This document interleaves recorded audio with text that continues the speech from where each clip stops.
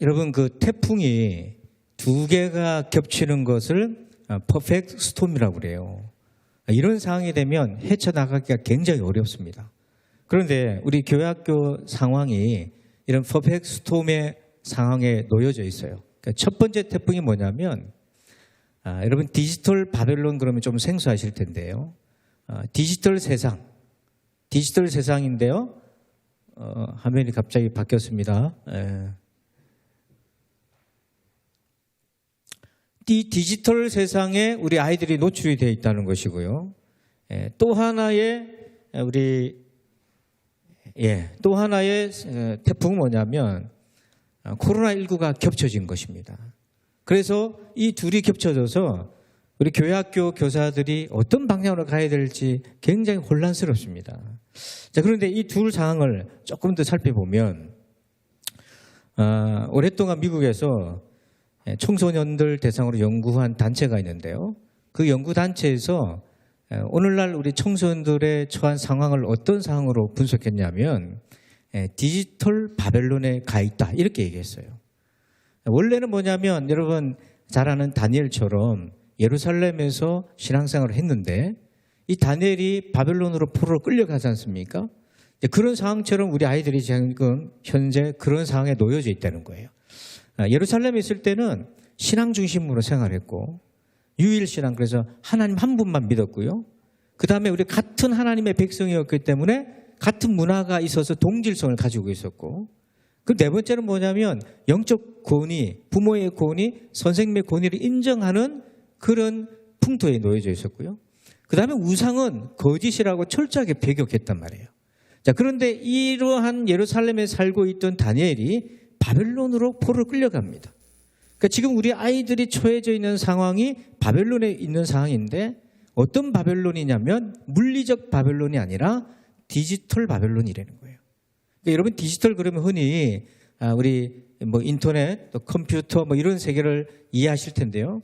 이 디지털 바벨론에게는 뚜렷한 몇 가지 특징이 있습니다. 하나가 뭐냐면 제일 먼저는 더 이상 신앙이 중요하지 않은 거예요. 이게 탈신앙이라고 얘기합니다. 그리고 두 번째는 많은 종교들을 인정하는 종교다원주의 문화에 속해지게 돼요. 그리고 세 번째는 다양성, 인종의 다양성뿐만 아니라 성의 정체성의 다양성들을 인정하게 되고 존중하게 됩니다. 그런데 이제 그걸 인권으로 여기고 존중해 주는 것까지는 좋은데 그것이 결국에는 그리스도인들에게 어떤 타격으로 오냐면 말씀의 권위들을 무너뜨리는 그런 구멍으로 이게 작동하기 시작한다는 거죠. 그리고 굉장히 개방적입니다. 그러면서 개인주의적입니다. 그러면서 기존의 권위에 대해서 인정하지 않는 거예요. 오히려 거꾸로 역권위가 되어서 이제는 선생님들이 부모님이 아이들에게 물어봐야 되는 겁니다. 이거 어떻게 쓰는 거야 하고. 그래서 권위가 실제로 기술로 넘어가는 상황이고요. 그 다음에 이제 우상은 우리가 배격했던 것인데 이 디지털 바벨론 세상에서는 어떠냐면 우상을 보면서 나도 저렇게 따라가야지. 나도 저렇게 해야지. 동조하고 참여하는 것이 시류에 맞는다 이렇게 느끼고 있다는 거예요. 그래서 지금 이 디지털 바벨론 그러면 바로 이러한 세상에 우리 아이들이 노출이 되어 있는데 이제 문제는 코로나19가 딱 닥쳤습니다. 근데 코로나19가 오니까 이미 디지털 바벨론에 지금 접어들어서 그 속에 살고 있던 아이들에게 이 코로나19는 더 가속도를 붙여서 더 디지털 바벨론 세계로 들어가도록 몰아붙였다는 거예요. 그래서 이 코로나19 때에 부모들이 겪는 고민 중에 하나가 뭐냐면 아이들을 돌보는 고민 중에 하나가 뭐냐면 자녀들이 코로나19 이전보다 2배 이상 인터넷, 게임, 스마트폰, 영상 이런 것에 더 몰두하게 됐다는 거예요. 그러니까 더 디지털 바벨론 세상에 깊이 참여하게 되고 그게 이제 즐거움을 맛을 보기 시작한 거예요. 그러면서 요즘 여러분 메타버스가 나오잖아요. 메타는 초월하다는 뜻이고 버스는 세계들을 얘기하는 건데 이 세상에 많은 세계들이 존재합니다. 근데 이제 그것들 모두가 사이버 세계, 디지털 세계로 구현을 내는 겁니다. 그래서 이 메타버스 그러면 현실을 가상세계 속으로 끌고 들어왔는데 예전에는 기술이 발달되기 전에는 좀 서툴고 유치하고 촌스러웠는데 지금은 어떠냐면 가상과 현실의 갭이 거의 줄어들기 시작하는 거예요. 그러니까 오히려 더 재밌는 겁니다. 근데 문제는 뭐냐면 이것 역시 디지털 바벨론 세상인데 이 디지털 바벨론 세상이 재밌기 시작한 거예요. 그리고 여기가 이제 우리가 머무려야 될 땅이라고 생각하는 겁니다. 그래서 이 메타버스를 다른 말로 하면 디지털 트윈은 쌍둥이잖아요. 현실을 쌍둥이처럼 구현해냈기 때문에 여기에서 얼마든지 아이들이 살아가고 있고 그게 삶의 현장이 됐다는 거예요. 자, 이것이 이제 우리가 맞이하는 첫 번째 태풍 가운데 하나가 있고요. 코로나19가 딱 겹치면서 신앙생활에 큰 변화가 하나 온 것이 이것입니다. 그전에는 교회 오면 다 됐어요. 교회 오면은 예배 있고 성경 공부 있고 헌신 예배도 있고 좋은 강사님도 오시고 또 캠프도 가고 MT도 가고 다 교회 시스템이 다 되어 있었습니다. 근데 이제 코로나19가 딱 오면서 더 이상 교회 발을 이렇게 딛기가 조심스러운 시대가 되니까 다 집에서 온라인으로 예배를 드리기 시작하잖아요. 근데 이제 거기에 어떤 문제가 생기냐면 더 이상 시스템이 도와주지 못하는 거예요. 집에서 온라인으로 자기가 예배를 드리면서부터는 뭐가 작동해야 되냐면 자율성이 확정해야 되는 거예요. 스스로 알아서 해야 되는 거예요. 자기가 챙겨봐야 되는 거고 자기가 챙겨 읽어야 되는 거죠. 근데 약 60%의 성도들이 우리 아이들도 그렇고 집에서 예배를 드리게 되는 상황이 생겼습니다. 문제는 그동안 교회에서 시스템에 따라서 신앙생활을 잘 하던 분들이 착각을 한 거예요. 내가 그동안 교회에서 하는 프로그램을 잘 따라가면서 내가 열심히 신앙생활을 해서 나는 이 정도 성장했구나라고 생각했는데 딱 코로나19가 생기면서 집에서 신앙의 자율성이 딱 주어지니까 예전만치 못하는 거예요. 그래서 11시 예배 온라인으로 들으는 것도 쉽지 않게 되는 거고 예전만큼 기도가 안 되기 시작하는 거고 가만히 보니까 그동안 자기도 스스로 몰랐던 게 하나가 있었어요. 자기가 신앙이 이만큼 컸던 것이 아니라 교회라고 하는 울타리가 자기를 지켜줬던 건데 그게 싹 사라지니까 자기 진짜가 나온 겁니다. 내가 이거밖에 안 되는 거야? 내 신앙이 이거밖에 안 되는 거야? 선생님들도 아마 그랬을 거예요. 그럼 우리 아이들은 어떻겠습니까? 신앙의 자율성이 부족하잖아요. 그러니까 여지없이 무너지는데요. 어떤 문화인류학자는 그런 얘기합니다. 어떤 커다란 변화가 오면 6개월간은 사람들이 막 고민을 하는 거예요. 적응이 너무 힘들어서. 예전으로 자꾸 돌아가려고 하는 거예요. 근데 6개월이 지나고 1년이 지나잖아요. 그래서 1년이 지나고 2년이 딱 되면 그 새로운 변화에 적응을 해서 예전으로 돌아가기 굉장히 어렵다는 거예요. 지금 우리가 코로나19가 벌써 2년이 지났지 않습니까? 이미 이 문화의 분위기에 적응이 돼버린 거예요. 그래서 이제는 예전으로 돌아가자 이게 잘 안 먹히는 겁니다. 그만큼 우리 자신의 신앙의 토대가 얼마나 연약했는지를 스스로 확인할 수 있어요. 그래서 부모들이 어떤 단체에서 조사를 했는데 코로나 이후에 신앙생활에 어떤 변화가 왔는가. 파란색 여러분 그 부분을 보시면 아버지, 어머니, 부모 평균 자녀 중에서 신앙이 예전보다 더 소홀해졌다라고 얘기한 것이 어머니를 보면 58% 그렇게 얘기를 해요.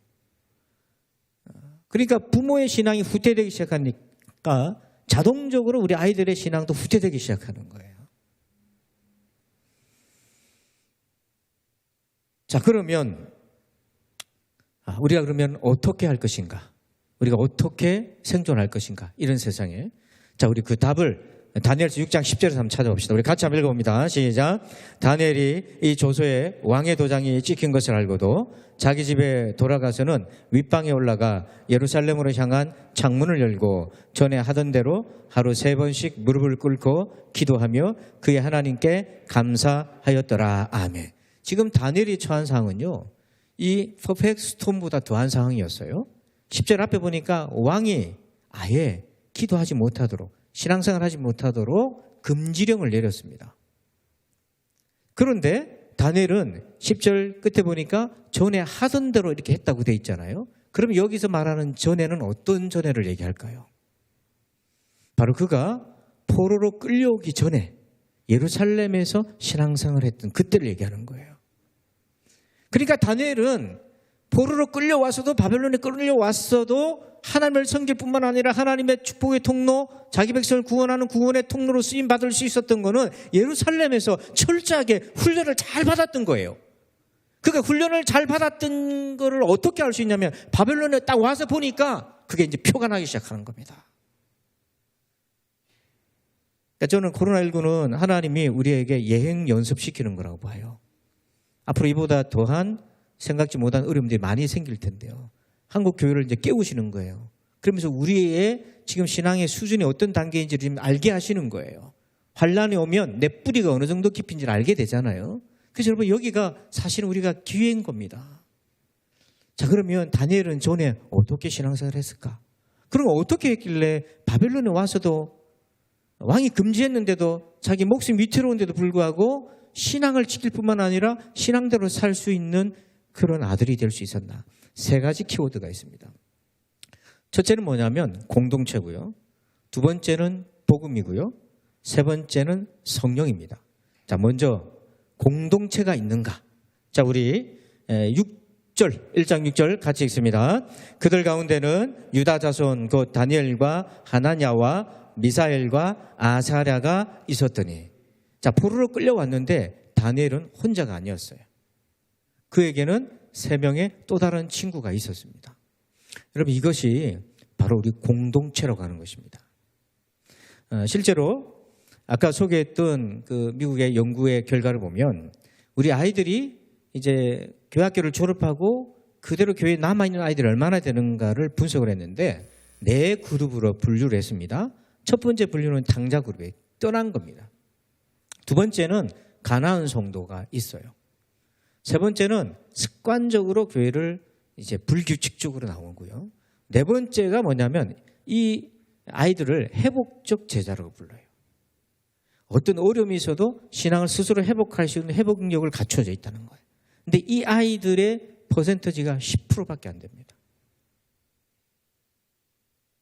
그러니까 10%만 우리가 기대하던 대로 믿음의 자리를 지키고 있다는 거예요. 그런데 그러면 이 10%의 회복적인 제자, 이 아이들은 그럼 어떤 특징이 있을까를 면밀하게 연구를 했더니 그 중에 하나가 뭐냐면 그에게는 그가 신뢰하는, 마음으로부터 신뢰하는 친구나 부모님이나 선생님이 있었다는 거예요. 신앙의 부모와 교사가 있었다는 거예요.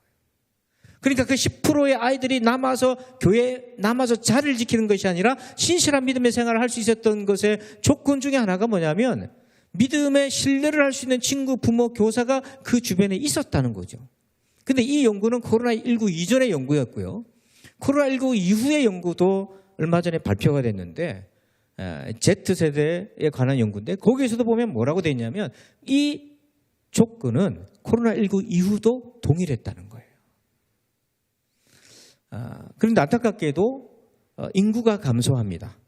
그래서 앞으로 2022년, 23년 지나가면서 학력 인구가 많이 줄어들어요.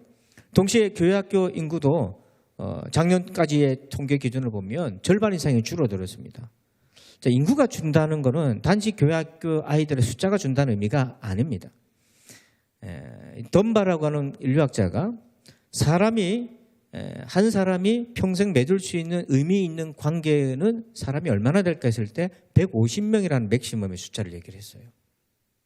근데 그 중에서도 조금 친한 친구들은 한 50명, 그리고 좀 더 가까운 절친 그룹은 한 15명, 그리고 자기에게 영향을 미치는 가족 같은 단위는 한 5명 정도 되는데, 여러분 인구가 준다는 거는 이렇게 관계를 맺을 수 있는 사람들의 사이즈가 준다는 그걸로 끝나는 것이 아니라 자기에게 영향을 미칠 수 있는 가장 가까운 사람들 중에 신앙의 사람들이 줄어들기 시작한다는 거예요.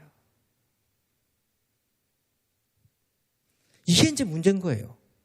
나의 고민과 신앙을 함께 나눌 수 있는 친구, 가까운 친구들이 그런 숫자 퍼센트지가 빠져나가기 시작한다는 거예요. 그래서 예전처럼 여기 우리 장로님 세대나 권사님 세대는 그 당시에 중고등부 시절, 주일학교 시절은 친구들이 굉장히 많았습니다. 그래서 같이 어울려 다니고 얼마나 즐겁게 신앙생활 했습니까? 근데 지금 아이들은 자기 주변에 친구가 있어도 그런 믿음의 아이들이 별로 없는 거예요. 이게 이제 우리 아이들이 신앙을 유지하는 데 굉장히 어려운 겁니다. 그럼 어떻게 할 수 있나? 대안적인 친구가 있는 거예요. 그게 뭐냐면 부모고 교사입니다. 그래서 역설적으로 지금 이 시대는요, 부모의 신앙적 역할과 선생님의 신앙적 역할이 굉장히 커졌다는 겁니다. 그래서 오늘 이 자리에 우리가 있다는 것은 굉장히 중요한 역할, 사명을 지금 다시 한번 확인할 필요가 있는 거예요. 여러분, 요나단과 다윗을 보면 다윗이 젊은 날에 사울왕으로부터 그렇게 스카우트 받고 기쁨과 예쁨을 받았는데 사이까지 됐는데 버림받지 않습니까? 인생에 그의 태풍이 불어온 겁니다. 그런데 그 다윗이 시험 들지 않고 자기의 영혼이 깨지지 않고 묵묵하게 길을 걸어갈 수 있었던 거는 그 옆에 누가 있었던 겁니까? 그의 마음을 알아주는 요나단이 있었던 거예요. 그 한 사람이. 모르드게와 에스더도 그렇습니다. 에스더도 우여곡절 끝에 왕후가 되었는데 유대인들이 말살당할 위기에 놓여져 있을 때 이 에스더로 하여금 신앙적인 위치에 서서 하나님의 그 도구가 되도록 쓰임받게 했던 그 옆을 지켜줬던 사람이 있었는데 바로 그의 친척이었던 모르드게였어요. 그 한 사람. 그 한 사람이 다윗을 다윗 되게 만들었고 에스더를 에스더 되게 만들었어요. 그래서 마태복음 18장 20절을 이 말씀 한번 같이 한번 읽어볼까요? 시작.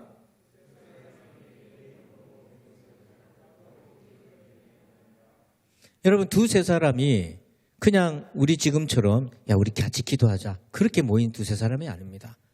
여러분 화면에 배경을 보면 저 배경이 뭐냐면 북한 성도들이 숨어서 예배를 드리는 거예요. 여러분 북한 성도들이 예배를 드리고 싶고 기도를 하고 싶은데 자기 혼자서 너무 두려운 거예요. 그런데 믿음의 친구들과 함께하는 두세 사람이 있는 거예요. 그 두세 사람만 있다면 그 두려운 상황 속에서도 언제 붙잡혀 갈지 모르는 상황 속에서도 기도의 자리, 예배의 자리를 지키며 하나님을 만나기를 소원하고 있다는 거잖아요. 이게 바로 우리 아이들에게 이 두세 사람이 있는가? 관계가 왜 이렇게 중요한가? 헨리 클라우드라고 하는 분이 관계에 대해서 집중적으로 연구를 했는데요. 이게 타인의 힘이라는 그 연구 내용을 보면 관계는 총 4가지 관계가 있습니다. 하나는 뭐냐면 관계가 아예 끊어진 단절이 있고요. 그다음 나쁜 연결이에요. 이 관계는 맺으면 안 되는 거예요. 세 번째는 위선적 연결이에요. 진심이 없는 거예요, 서로에게. 네 번째가 진정한 연결입니다. 그래서 공동체 부모님, 선생님 했을 때에 그 연결은 뭐냐면 이 네 번째 진정한 연결이 되어 있어야 우리 아이들에게 도움이 된다는 거예요. 그러면 여러분은 지금 아이들과 어떤 연결을 하고 있습니까? 대부분 진정한 연결로 가려고 애를 쓰지만 선생님들도 자기 생활이 있는 거잖아요. 그 생활과 시간을 쪼개서 아이들과 관계를 맺는데 얼마나 힘이 드십니까? 하지만 한 영혼에게 필요한 건 이 진정한 연결인데요. 이 진정한 연결은 밥 많이 사준다고 연결되는 게 아니에요.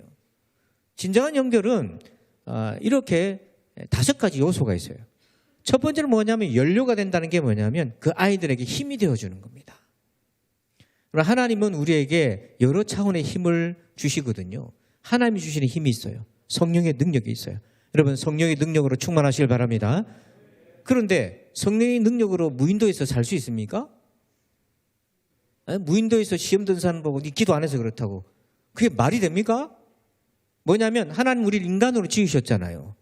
그래서 우리에게는요 사람이 주는 힘이 또 필요한 거예요. 문제는 사람의 힘만 받고 하나님의 힘은 안 받아서 문제인 거고 편향돼서 문제인 거지.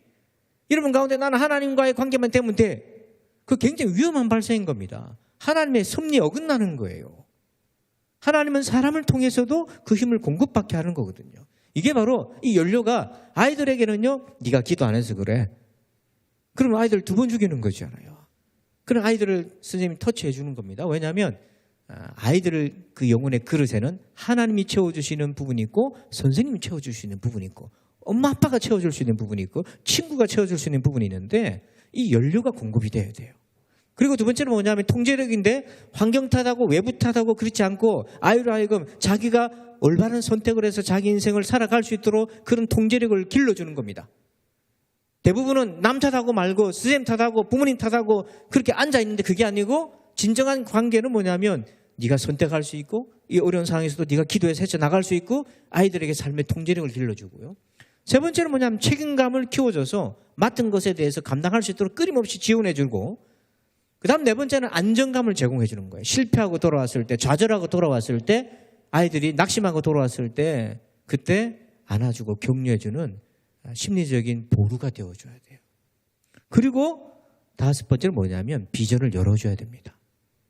신앙적 비전을 열어주고요. 인생의 비전을 열어주는 거예요. 이것이 진정한 연결의 요소예요. 그래서 선생님들 여러분들이 지금 아이들과 이러한 연결망을 가져가고 있는지. 아이들이 신앙생활을 했던 그 계기를 보니까 부모님의 가족의 역량이 77%예요. 절대적이에요.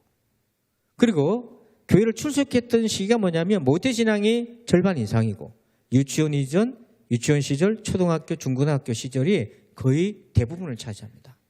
그러니까 한 영혼의 책임질 수 있고 그 영혼이 주님 앞으로 나오는 시기가 바로 저와 여러분이 섬기고 있는 우리 아이들이 이 시기인 거예요. 근데 그게 가장 큰 영향을 미치는 사람이 뭐냐면 부모님이에요. 그러니까 이 시대는 부모님이 깨어있지 않으면 안 됩니다. 얼마 전에 EBS에서 특별한 실험을 한 적이 있어요.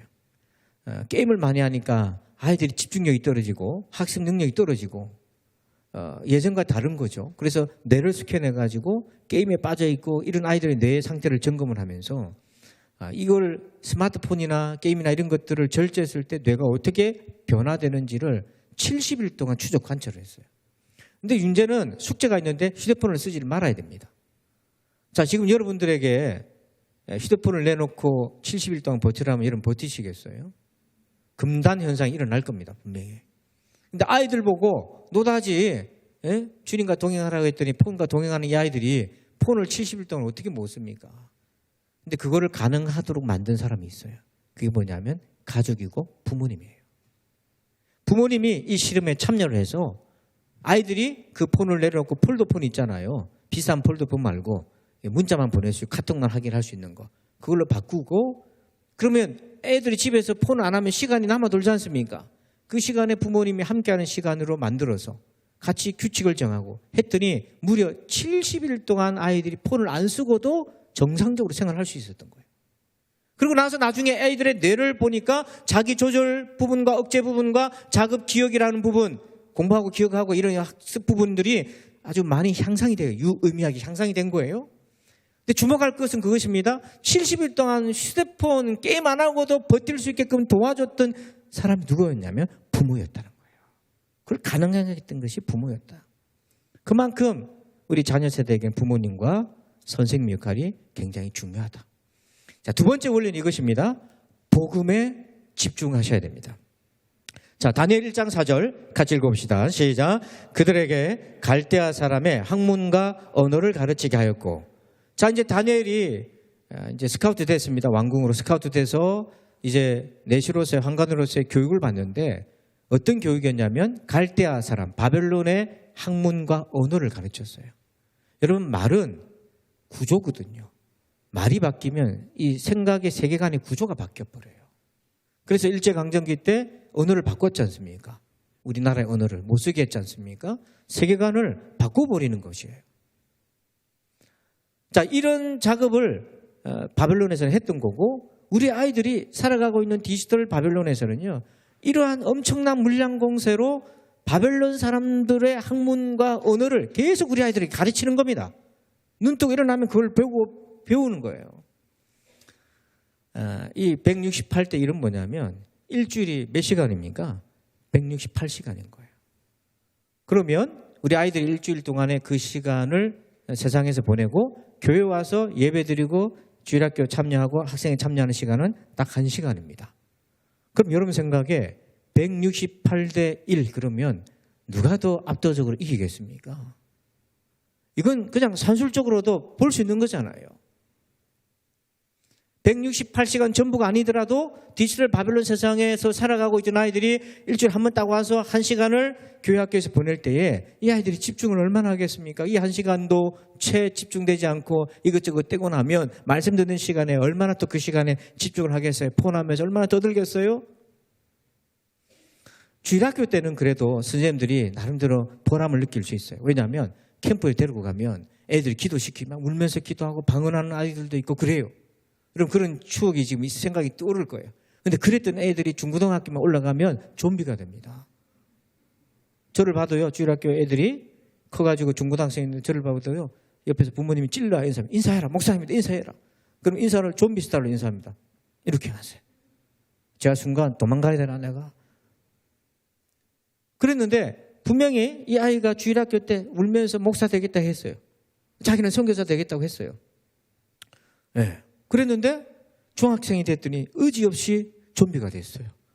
야, 니 좀비 아니잖아.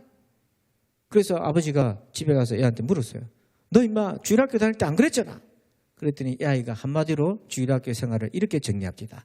그거는 분위기에 의해서. 그 한마디로 자기가 그렇게 뜨겁게 기도했던 거를 그냥 정리해버리고 끝나버렸어요. 분위기에 휩싸였을 거라고 생각하지 않습니다. 성령께서 그 가운데 분명히 역사하셨을 것으로 믿습니다. 그런데 왜 중학생이 되고 이렇게 청소년이 되면 좀비가 되나? 생각해 보세요. 배우는 학문과 언어가 바벨론 거를 자꾸 배우기 때문에 은혜 다 까먹은 겁니다. 여러분들도 은혜 받았던 거 코로나19 생활 지나가 보면서 은혜 다 잊어버리면 어떻게 됩니까? 찬양하자, 두 손 들고 찬양하자, 귀찮아지기 시작하고 서서 찬양하자, 무릎 아파 죽겠고 말씀 듣자 그래도 집중이 잘 안 되실 거고 은혜를 까먹고 잊어버리면 그렇게 되는 거예요. 그래서 어렸을 때는 아이들이 신앙에 동조로 잘 따라오지만 이제 청소년이 되면서 독립이 되고 분리가 되면서 이제 자기 자아가 생기면서 신앙에 큰 이제 요동기가 찾아오는 겁니다.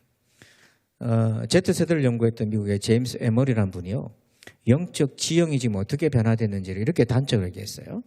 여러분 세상이 복음을 전했을 때 흡수하는 영적 지형이 1부터 10까지 있다면 열은 뭐냐면 전도하면 다 예수 믿고 돌아오는 거예요. 이게 열인 거예요. 근데 1960년대만 하더라도 이 영적 지형이 8 정도 됐다는 거예요. 그래서 예수 믿으러 그러면 욕하는 사람 별로 없고 아유 예 하고 반응이 굉장히 좋았어요. 근데 2000년대에 딱 오니까 이 영적 지형이 어떻게 바뀌었냐면 3으로 바뀌었어요. 안 먹히는 거예요. 그러면 2021년 2년은 어떻습니까? 그 영적 지형이 거의 바닥으로 내려왔어요. 그래서 얼마 전에도 작년에도 종교 호감도를 조사했을 때 개신교가 6%예요. 그러니까 지금은 영적 토양이, 영적 지형이 완전히 바닥을 걷기 때문에 바닥 상태이기 때문에 이게 안 먹히는 거예요. 그만큼 우리 아이들의 그 마음이 그만큼 강박한 겁니다. 그래서 우리가 예전처럼 사역하는 게 쉽지 않기 때문에 아이들에게 엔터테인먼트의 요소들을 가미하고 데리고 다니면서 맛있는 거 먹이고 막 이렇게 해야 될 이유가 뭐냐면 그만큼 토양이 이렇게 강박하기 때문에 지형이 얼어붙었다는 거잖아요. 그럴 때 우리가 해야 될 건 뭔가? 2가지 요소가 있어요. 하나는 뭐냐면 복음을 이제 그냥 복음을 전하면 안 된다. 그냥 예수 믿고 기도하자 이렇게 하면 안 되는 거예요. 이미 아이들은 무신론의 사상을 배웠고 언어를 가지고 있기 때문에 이미 아이들한테 물어보세요. 동성애를 어떻게 생각하냐 그러면은 존중한다고 그래요. 대부분이. 다양성을 이미 아이들이 인정하고 있는 거예요. 그리고 지금 아이들은 그것이 교양이라고 생각하는 겁니다. 자, 이런 아이들에게 오직 예수만 얘기하면 이게 안 먹히는 거예요. 그래서 어떻게 접근해야 되냐면 복음을 변증적으로 접근해야 된다. 변증적으로 접근한다는 것이 무신론자에게 복음을 전하듯이. 그래서 선생님들이 예전에 그냥 공과 공부 정도만 미리 예습하는 것도 잘하셨지만 그만 해서는 아이들을 설득할 수가 없다. 주일학교 아이가 하나를 저를 시험을 하더라고요. 테스트를 해보더라고요. 교회 이제 화장실 가는 길에서 만났는데 목사님 하고 불러요. 그래서 제가 아이들하고 눈높이가 맞지 않습니까? 예. 웃는 분들은 깨어있는 분이에요. 무슨 얘기인가 하는 분들은 빨리 깨어나시길 바랍니다. 제가 153 클럽의 회장이거든요. 뭔 말인지 모르지만. 그래서 애들하고 얘기를 하는데 왜? 그랬더니 이 아이가 묻는 말이 목사님, 자기 엄마가 있는데 아버지 있는데 목사님, 모래는 하나님이 어떻게 만드셨어요? 이렇게 물어보는 거예요. 그 가만히 있는데 또 하나님이 유리는 어떻게 만드셨어요? 그러는 거예요. 순간적으로 당황됩니까? 안 됩니까? 네. 유리를 어떻게 만드냐고 묻는데 그러니까 아이들이 몰라서 묻는 게 아니고요. 테스트 해보는 거예요. 학교에서 배운 거 있잖아요. 배운 걸 가지고 우리 선생님 테스트 해보는 거예요.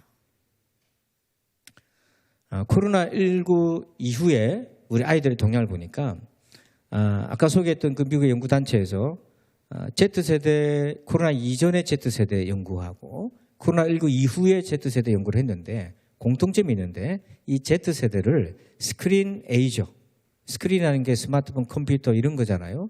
그 세대들이다. 그런데 아이들 스스로도 안다는 겁니다. 60% 이상 아이들은 자기들이 너무 과하게 쓰고 있다는 건 아는데 이제 그보다 더 중요한 게 뭐냐면 그 스크린이 자아와 세계관에 직접적 영향을 미친다는 거예요. 그래서 바벨론의 학문과 언어를 배운다는 게 바로 이 디지털을 통해서 그게 습득이 된 겁니다. 근데 그 문화권 안에 하나님이 있습니까? 그 문화권 안에 성경적 세계관이 있나요? 완전히 예루살렘의 세계관과 바벨론의 세계관은 충돌하는 거잖아요.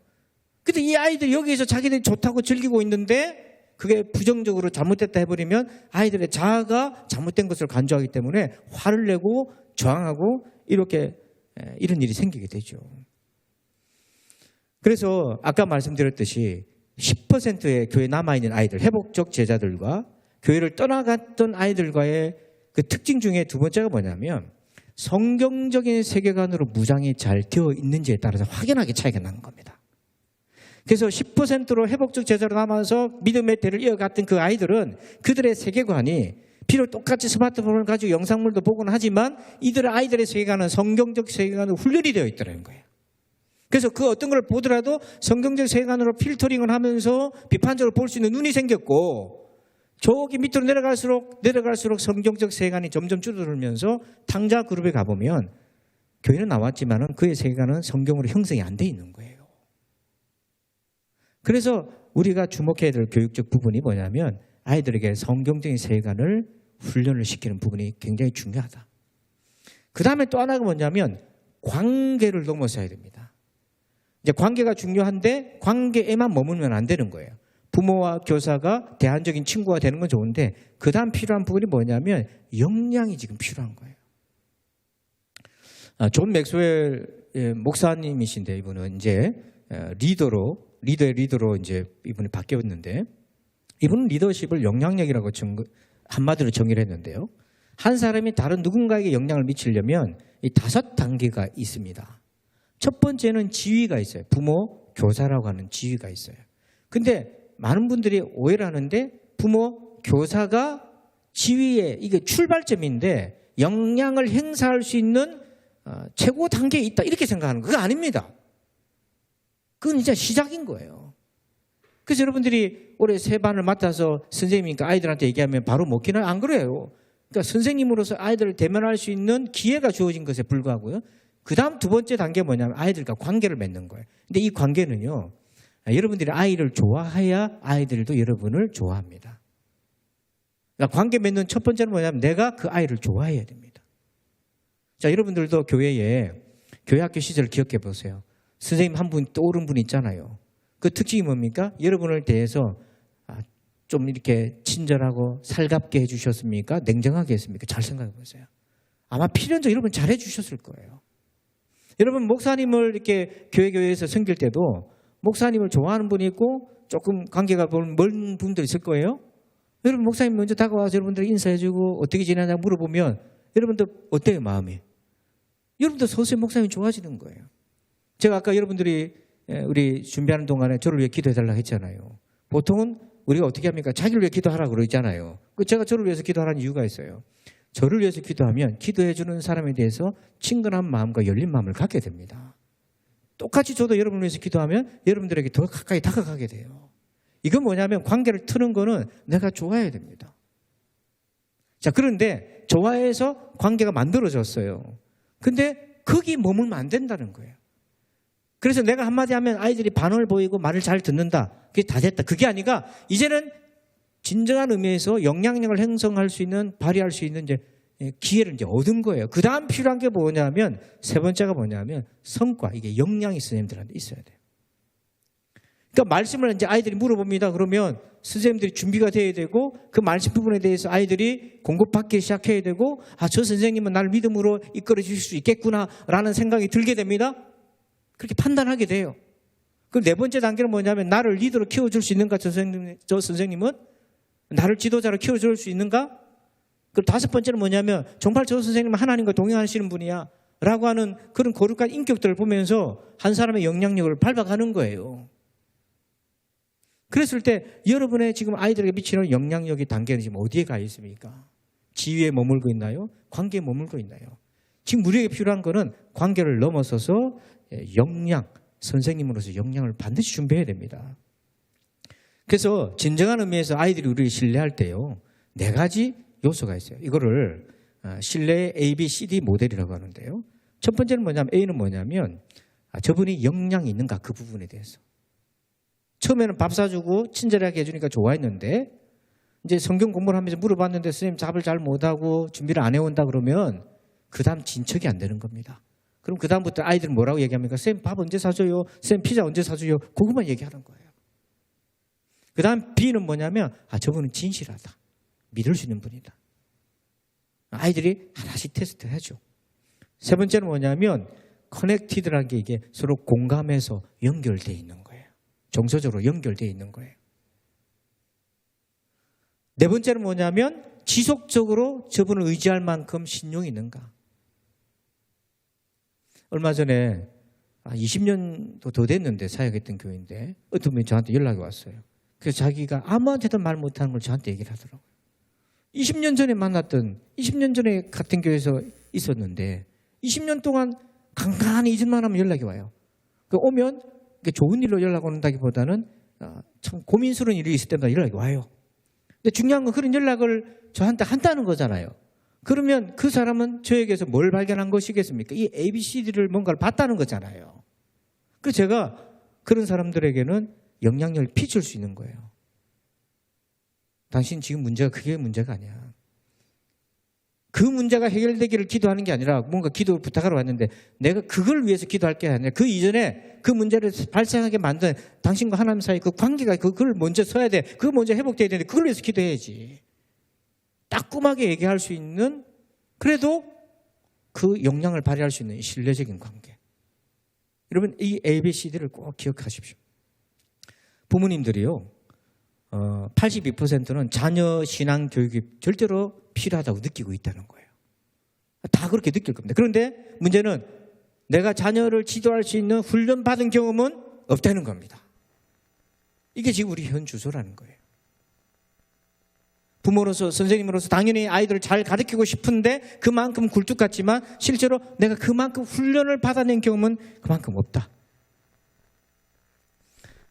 하브루타 얼마 전까지만 해도 한국 교회를 막 유행을 했어요. 하브루타는 히브리어 말로 친구라는 뜻입니다.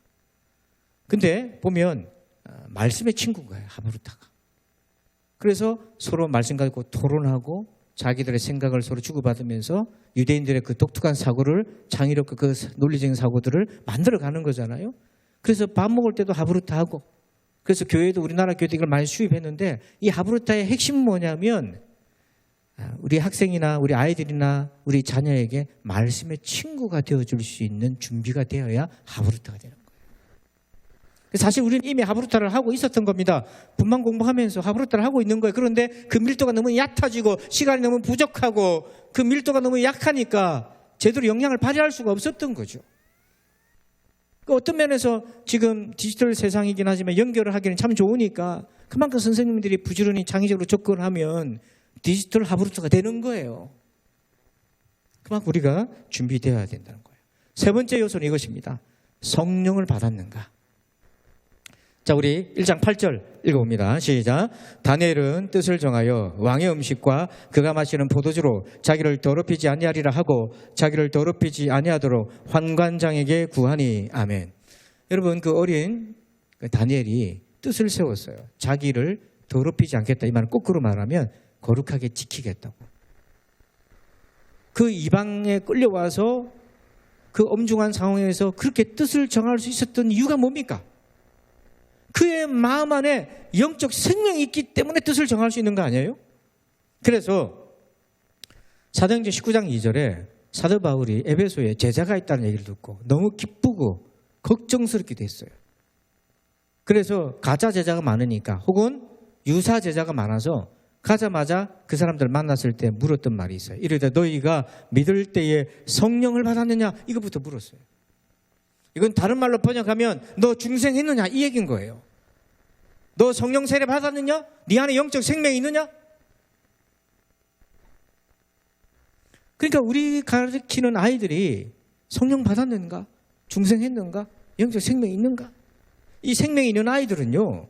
나중에 중고등학생이 돼가지고 은혜 다 떨어먹고 그냥 좀비처럼 되어도 그 안에 영적 생명이 있기 때문에 어느 순간에 불만 지펴주면 다시 살아날 수 있는데요. 근데 이것이 없이 중고등학교 시절을 보내고 청년이 되면 어느 순간인가 싸늘하게 사라져버려요. 시몬 증후군이라는 것이 있어요. 사도행전 8장 13절에 마술사 시몬이 일곱 집사였던 빌립을 따라다닙니다. 근데 시몬도 믿고 세례를 받은 후에 전심으로 빌립을 따라다니며 그 나타나는 표적과 큰 능력을 보고 놀랐다 이렇게 돼 있어요. 이것만 보면 이 시몬이 완전히 새 생명이 있는 사람처럼 된 것으로 볼 수 있잖아요. 그런데 나중에 성령의 역사를 보면서 저거 얼마면 죽으면 사겠느냐. 그 얘기를 보면서 사도들이 깜짝 놀라잖아요. 이 겉모습만 보면 세례도 받고 전심으로 쫓아다니고 예배당도 잘 나오니까 진짜 저 거듭난 것 같은데 중생한 것 같은데 딱 보니까 이게 가짜였던 거예요. 아직 멀었던 거죠. 여러분 등산을 가다가 곰이 한 마리 나타났어요. 그럼 사람 마음이 어떻습니까? 어떤 반응을 보입니까? 지금처럼 편안한 반응을 보이시나요? 저게 뭐지? 시력이 잘 안 좋아서 그렇습니까? 여러분 실제로 길 가다가 여러분 앞에 곰이 나타났다 그러면 인간이 느낄 수 있는 최고의 공포를 느끼는 거예요. 그래서 어디서 들은 거는 있어가지고 도망가지 말고 움직이지 말라 그래요. 가만히 있는 거예요. 자, 이 충격을 신경과학자인 세로 김불은 어떤 얘기를 했냐면 사람이 자기가 믿고 있는 세계관을 깨버릴 만한 새로운 지식이나 세계관을 딱 들이닥치면 그가 느끼는 심리적인 충격은 길 가다가 곰을 만나는 정도의 충격이라는 거예요. 있는 힘을 다해서 저항한다는 겁니다. 그 저항하는 방식이 도망가는 방식일 수도 있고 싸우는 방식일 수도 있고 말 안 하고 가만히 있는 방식일 수도 있어요. 우리 애들이 도망은 안 가도 입은 다물고 있잖아요. 그게 저항의 소극적 저항이거든요. 좀 적극적인 애들은 말싸움을 합니다. 그럼 하나님이 왜 이렇게 했어요? 하고 말싸움을 합니다. 또 그도 싫은 애들은 그냥 교회 안 나옵니다. 도망가 버려요. 그러니까 복음을 들었을 때 복음은요 우리의 생각에 10가지가 있으면 하나를 바꾸는 게 아니잖아요. 예수님이 들어오시면 열을 전부 바꾸시는 거잖아요. 이건 우리의 존재의 혁명이 일어나는 거예요. 하나님의 말씀은 내 10가지 중에 하나를 바꾸고 만족시키는 것이 아니라 내 전부를 바꿔놓기 때문에 예수를 영접하라 그런 것은 나의 전부를 바꾸는 이만큼의 충격이기 때문에 왜 저항을 안 하겠습니까? 그걸 경험했던 것이 바울이었고 그걸 알았기 때문에 성령 받았냐 물은 거예요. 바울이 스데반을 핍박하던 자리에 있었지 않습니까? 그랬던 바울이 다메섹에서 예수님을 만나잖아요. 그러니까 바울은 은혜 받을 짓을 하나도 한 게 없습니다.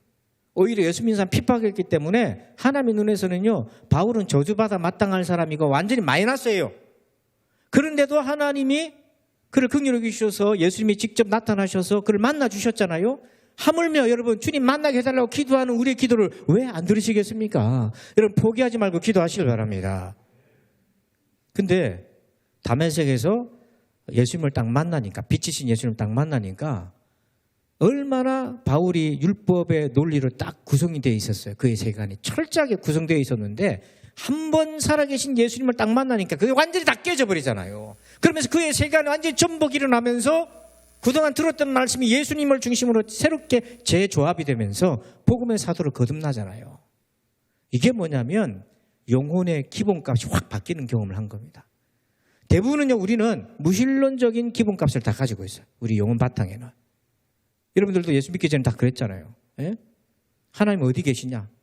그리고 미션 스쿨은 다닌 기억이 있어가지고 믿음, 소망, 사랑 그걸 알아.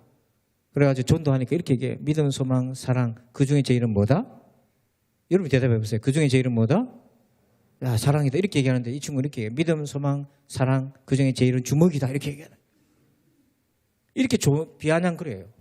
그랬는데 주님을 딱 만나니까 성령 하나님을 만나니까 그의 영혼의 기본값이 확 바뀌어서 믿음이라는 기본값이 완전히 바뀌는 거예요.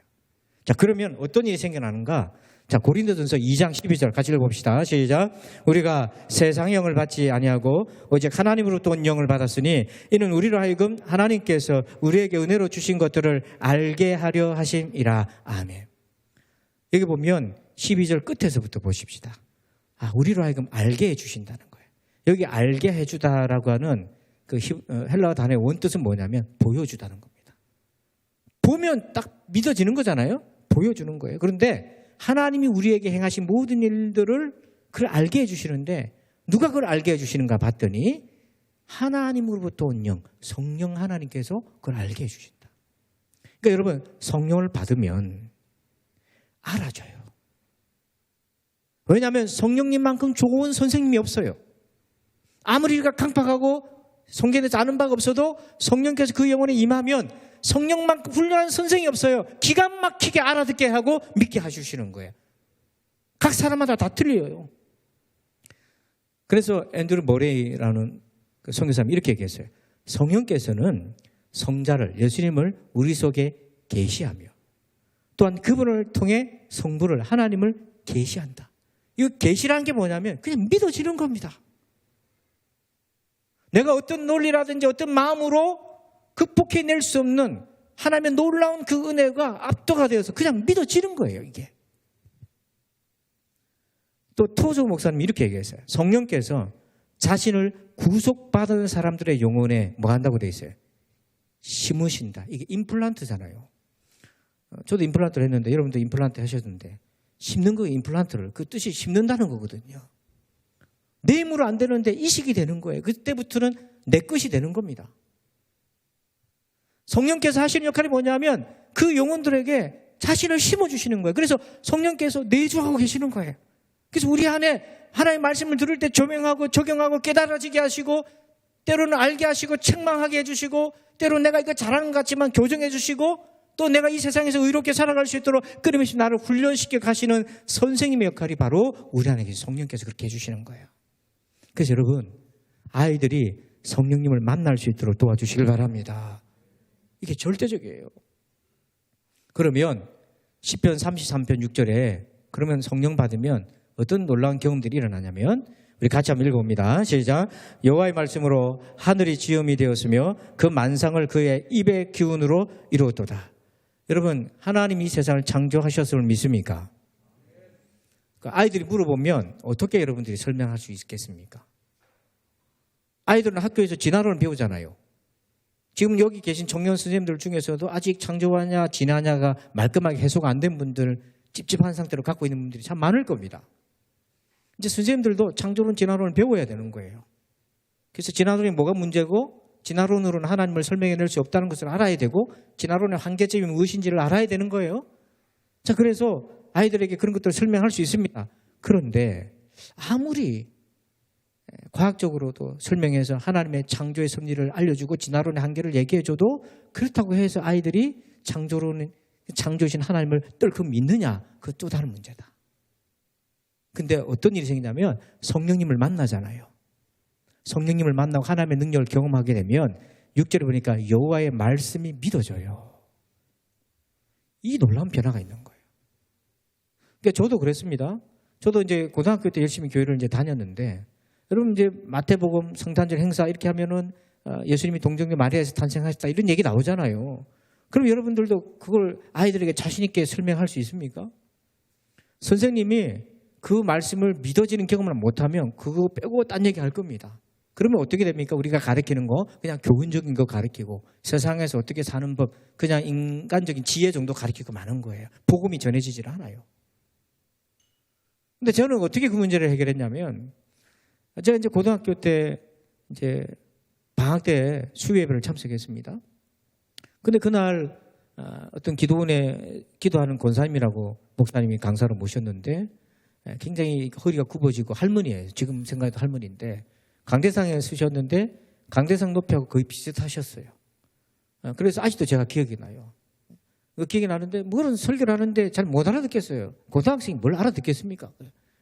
근데 그 할머니 권사님이 이제 설교를 다 마쳤어요. 마치고 난 다음에 두 손 들고 기도하자 그러더라고요.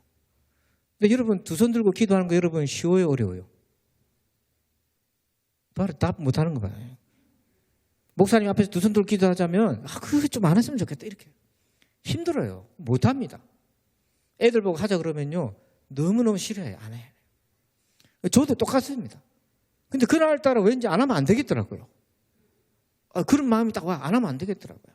한번 따라서 합시다. 은혜 받으려면 시키는 대로 하자. 여러분 시키는 대로 해요. 은혜 받습니다.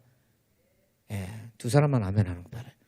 한번 생각해 보세요. 제가 시켰는데 두 손 들고 기도하자 했는데 이러면 안 하잖아요. 이미 뭐 한 겁니까? 저항하신 거잖아요. 그럼 문이 닫힌 거잖아요. 어떻게 역사를 합니까? 안 되는 거예요. 그래서 저도 그렇게 있었거든요. 고등학생이 뭐 예배당 다니면서 이거 좀 안 했으면 좋겠다 했는데 그날따라 안 하면 안 되겠더라고요. 안 하면 안 되겠어요. 그래서 두 손 들고 기도하자는데 손을 들었어요. 그리고 주여 삼창을 하자는데 여러분 주여 애들 쉽게 봤습니까? 잘 합니까? 예? 주여 잘 안 합니다. 시키라 그러면 죽여 그러지 주여 잘 안 합니다. 안 해.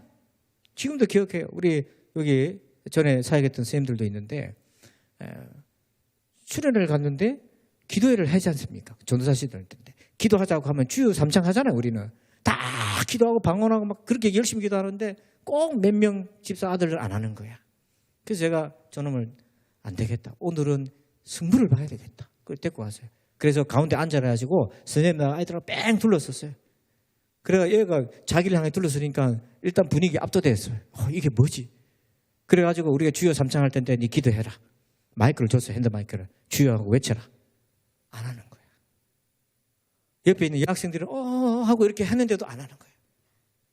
또 제가 한 번 더 당황되잖아요. 전도사 당황했거든요. 그래서 제가 한 번 더 주여 한번 해라. 또 안 해요. 입을 딱 다물고 있어요. 제가 물러서지면 안 되겠다. 오늘이 날이다. 네가 날이다. 오늘 주여 날이다. 자, 주여 한번 해라. 또 안 하는 거예요. 그럼 대부분 어떻게 합니까? 다음 기회에 또 딴 사람 나오라 이렇게 넘어갈 건데 오기가 생기는 거잖아요. 이거 안 되겠다. 우리가 같이 한 번 더 기도하자. 그래가지고 합심해서 다 같이 기도했어요. 근데 기도할 때 이렇게 보니까 눈 뜨고 막 쳐다보고 웃고 있는 거야. 막 선생님들이 침팅하면서 기도하고 애들이 막 울면서 기도하는데 얘는 구경하고 웃고 앉아 있는 거야. 그러면서 순간 상황이 정말 자기도 난감해가지고 죽겠다는 식으로 앉아 있더라고요. 그래서 제가 목덜미를 딱 잡고 기도하자. 그래서 귀에다 대고 얘기했어요. 오늘 네 기도 안 하면 오늘 못 나간다. 그래가지고 같이 선생님들하고 주여 하고 외쳤는데 얘가 처음에 주여 이렇게 시작하더라고요. 그래 더 하니까 주여 더 주여 하고 시작하는데 기도문이 확 열린 거예요. 아멘을 해야 내가 덜 당황할 건데. 제가 왜 이 얘기를 하냐면 요즘은 이렇게 안 한다고요. 여러분 그렇게 하십니까? 애 붙들고 기도하자고 하십니까? 안 하는 거예요. 영적 대결을 해야 되는데 이거 안 하는 거예요. 자기가 안 하고 위탁해서 보냅니다. 못하니까 어디다 보냅니까? 연합 캠프에 보내면 하겠지 뭐. 연합 캠프 보내면 앞에서 창단이 막 뛰고 하면 분위기 휩싸여가지고 옆에 교회가 주여 주여 그러면 어떻게든지 침이라도 좀 받아가지고 하겠지 뭐. 위탁해서 보내. 우리 아이의 영혼은 위탁해서 할 게 아니고요. 우리가 직접 해야 되는 거예요. 그래서 누가복음 11장 13절 너무나 잘 아는 말씀이잖아요. 우리 빨간 글씨만 한번 읽어봅시다. 시작. 구하는 자에게 성령을. 성령님은 누구한테 온다고 되어 있습니까? 구하는 자에게. 어떻게 구합니까? 여러분 그 트렌드 2022년 김남도 교수가 해마다 한 해를 분석하고 동양 트렌드를 하는데 올해의 트렌드 중에 하나가 뭐냐면 실제감이에요. 메타버스를 얘기한 건데 실제감이 뭐냐면 가상과 현실의 격차가 사라지는 걸 실제감이라 하거든요. 이게 더 뛰어난 거예요. 이게 이제 승부처가 돼 있는 거예요. 근데 저는 이걸 보면서 이렇게 적용했어요. 성경과 현실의 격차가 사라지는 경험을 해야 된다. 성경에 보면 맨날 예수님이 병자고 지옥 귀신 쫓아내보내고 선교하고 복음 전하고 자기 물건 내놓고 통용하고 말씀 중심으로 기도하고 엎드리고 밤은 새도록 기도하고 그런데 우리의 현실은 기도하는 사람 주변에 별로 없고 내 돈 모아가지고 득템하려고 그러고 맨날 시간 남으면 다른 거 하려고 그러고 성경 보는 거 없고 이렇게 살아가니까 아이들에게 성경이 실제감이 없는 거예요. 너무 격차가 큰 거예요. 우리 선생님을 봐도 하나님 살아계신 잘 모르겠고 영적 실제감도 안 느껴지고 그래서 우리가 해야 될 게 뭐냐면 아이들에게 성경에 하나님의 살아있는 말씀 지금도 역사하시는 그 말씀이라고 실제감을 경험할 수 있는 자리로 이끌어내야 된다니까요. 이거 안 하면 성경은 이제부터는 점차 멀어지게 되는 거예요. 그래서 성령은 어떻게 구합니까? 누가복음 11장 8절 우리 같이 읽어봅시다. 시작. 비록 벗됨으로 인하여서는 일어나서 주지 아니할지라도 그 간청함을 인하여 일어나 그 요구대로 주리라. 아멘. 성령님을 만날 때는 어떻게 기도하라고 되어 있습니까? 간청하라. 그래서 선생님 여러분들 요즘 얼마나 간청하고 계세요? 마스크 핑계 대지 말고 얼마나 간절하게 여러분 하나님의 은혜로 충만하길 소원하고 있습니까? 내가 간청함을 잃어버렸는데 어떻게 아이 보고 같이 간청하자고 할 수 있겠습니까?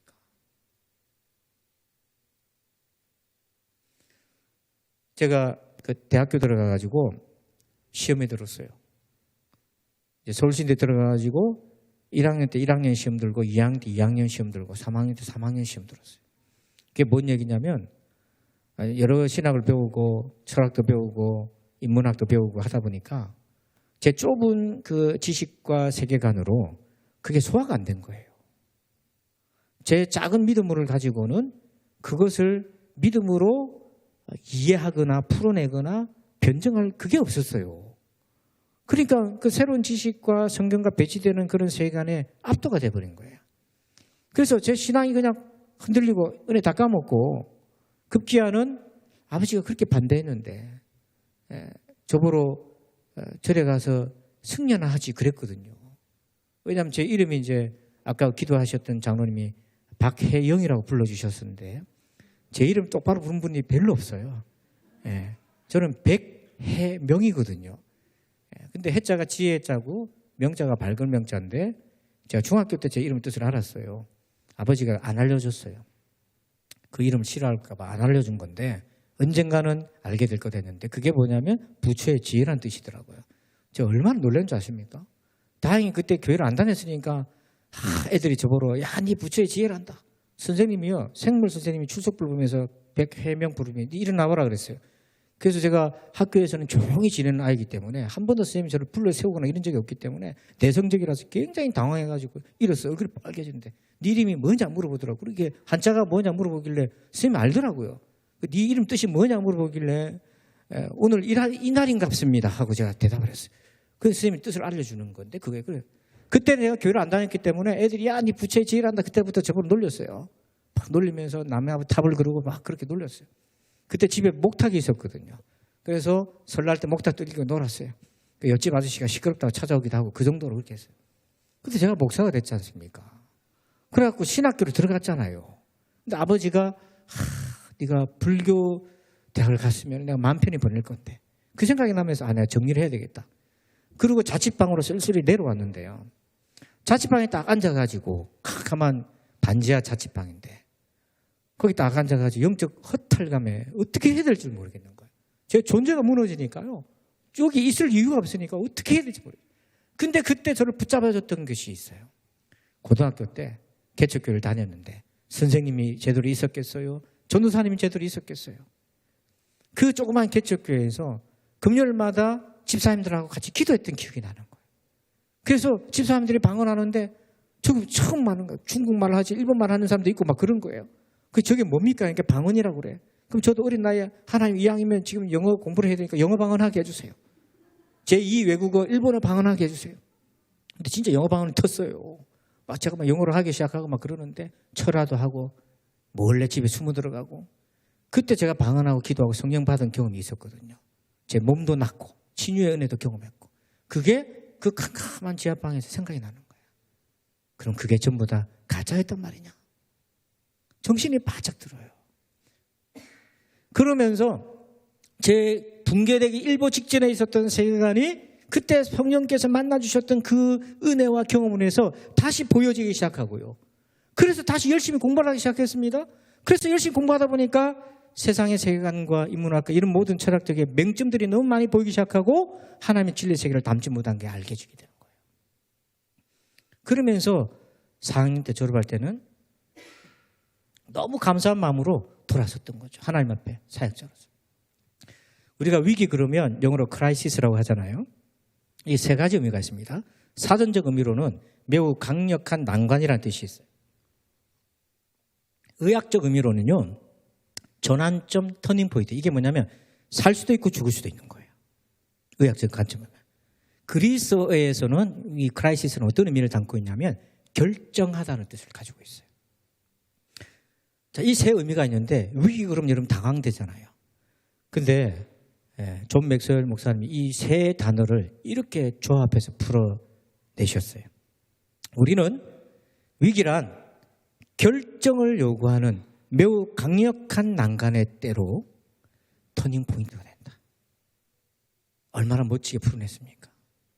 위기는 우리가 죽을 것 같고 더 이상 안 될 것 같고 그게 아니라 결정을 요구하는 매우 강력한 난간의 때이지만 터닝 포인트가 될 수 있다. 여러분의 사역에 터닝 포인트가 일어나길 바랍니다. 오늘 우리에게는 두 태풍이 몰아쳤어요. 한꺼번에. 디지털 바벨론이라는 것과 그리고 코로나19가 함께 뭉쳐졌어요. 위기입니다. 그러나 우리에게는 터닝 포인트가 돼요. 어디로 방향을 틀겠습니까? 그 다니엘을 통해 우리에게 말씀하신 세 가지가 있잖아요. 믿음의 공동체, 그리고 복음 중심, 그리고 성령 하나님. 이 세 가지를 통해서 다시 여러분 방향을 다 잡으시고 얼마든지 지금 우리에게 놓여져 있는 이 태풍적 상황을 이겨낼 수 있습니다.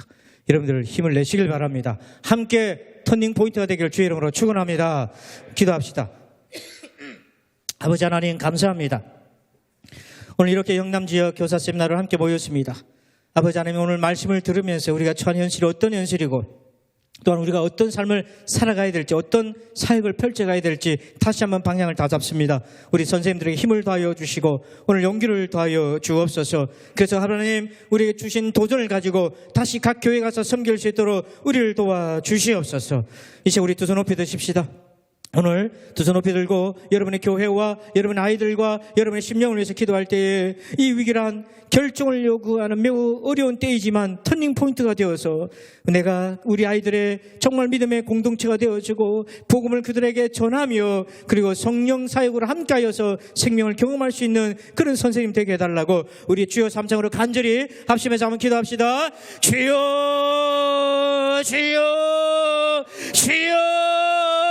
아버지 하나님 감사합니다. 아버지 하나님 감사합니다. 사랑 우리 교사들 아버지 하나님 오늘 이 자리에 불러주시는 일을 감사합니다. 하나님 아버지 함께하여 주시옵소서. 주님 동행하여 주옵소서. 아버지 하나님 들었던 말씀 가지고 아버지 하나님 우리를 새롭게 하여 주시고 무장시켜 주셔서 아버지 하나님 섬기는 교회에서 충성할 수 있도록 우리 하나님 붙잡아 주시옵소서. 아버지 한 사람 한 사람 붙들어 주셔서 오늘 말씀이 아버지 하나님 이 위기의 때에 아버지 방향을 상실하고 아버지 어디로 가야 될지 모를 때에 하나님 다시 한 말씀을 통하여서 다니엘을 통하여서 우리가 갈 길을 알려주신 하나님을 찬양합니다. 아버지 우리가 아이들의 믿음의 신실한 부모 믿음의 신실한 교사가 되어주게 도와주옵소서. 아버지 저들의 버팀목이 되어주시기를 원합니다. 하나님 아버지의 선생님들을 붙잡아 주셔서 우리 아이들의 소중한 영적 동반자가 되게 도와주시옵고 저들에게 함께하는 두세 사람 되게 하여 주옵소서. 아버지 우리 아이들이 일주일 내내 세상의 학문과 언어를 배우며 교회로 옵니다. 아버지 복음을 들을 때에 그들의 마음은 닫혀져 있습니다. 하나님 어찌하면 좋겠습니까? 아버지 저들의 복음을 아버지 좀 더 효과적으로 전할 수 있도록 우리가 더 준비되게 도와주시옵고